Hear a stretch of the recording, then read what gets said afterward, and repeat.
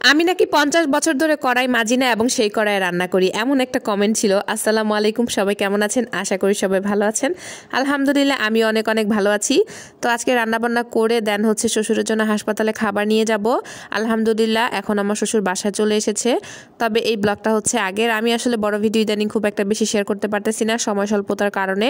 তো যাই হোক, এই তো রান্নাবান্না করবো আর আপনাদের সাথে শেয়ার করব। সেই কমেন্টটা হচ্ছে একজন করেছিল আমার একটা হচ্ছে ভিডিওতে, যে ভিডিওতে আমি মাটির চুলায় রান্না করতেছিলাম আর অনেক পুরাতন একটা কালো কড়াই ছিল। আসলে কড়াইটা কিন্তু কালো হয়ে গেছিল। যারা রান্না করে গৃহিণী তারা কিন্তু জানে যে রান্না করতে করতে একটা কড়াই কিন্তু অনেক কালো হয়ে যায় এবং তেলতেলে হয়ে যায়। তো আমার এই কড়াইটা হচ্ছে আমার না, আমার শাশুড়ির অনেক আগের কড়াই। আমার বিয়ে হওয়ার পর থেকে কিন্তু আমি মাটির চুলায় রান্না করতাম, প্রায় 3 বছর কিন্তু আমি মাটির চুলায় রান্না করেছি একটা না। তো এখন দেখা যায় খুব একটা লাকড়ি আমাদের আশেপাশে পাওয়া যায় না, আর গ্যাসের দাম লাকড়ির দাম প্রায় একরকম হয়ে যায়। তো সবাই চাইবে যে যার জীবনে যতটা সুবিধা হয় ততটা সুবিধাই হচ্ছে দিয়ে জীবনে চালাতে, তাই না?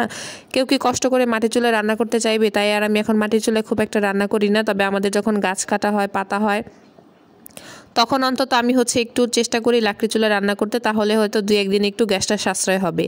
যেহেতু আমি আবার ভিডিওর কাজ করি, তো লাকড়ি চুলায় রান্না করলে কিন্তু ওইভাবে ভিডিও করা যায় না।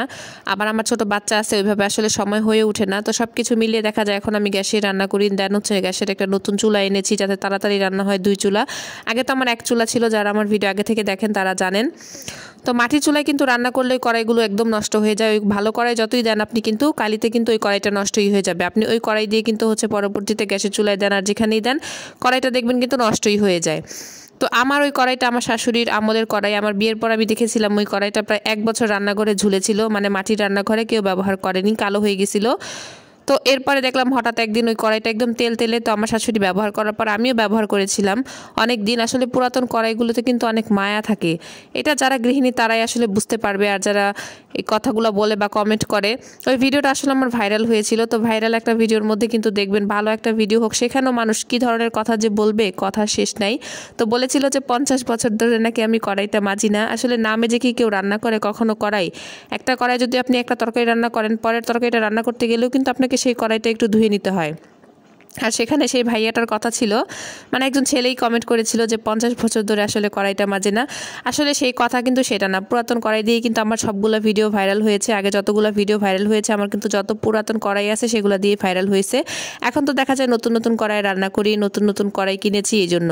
তবে যতই যাই করেন না কেন, এরকম ধরনের কথা বলে কাউকে কখনো কষ্ট দিবেন না। আমার কাছে আসলে কমেন্টটা পড়ে খারাপই লেগেছে। আবার খুব বেশি যে খারাপ লেগেছে তাও না, আমি তখন হেসেছিলাম আসলে কমেন্টটা পড়ে। যাই হোক, এখানে হচ্ছে পাবলিক, তো সেখানে পাবলিক বলতেই পারে অনেক কথা। আদনানের দাদাকে আমরা হাসপাতালে দেখে খাবার দিয়ে তারপর হচ্ছে আমরা বের হয়ে গেছিলাম সবাই মিলে। দেন হচ্ছে আমার জেঠির বাসায় যাব। তো সবাই মিলে হচ্ছে রাস্তা দিয়ে যাচ্ছিলাম আর রাস্তার আশেপাশে আমি দেখতেছিলাম। আমি আসলে এই রাস্তাটায় কখনো আসিনি, আর ঢাকা শহরে কিন্তু রিক্সা দিয়ে ঘুরতে অনেক ভালো লাগে। আমার দেবর সামনে বসেছিল আর আমরা পিছনে বসেছিলাম।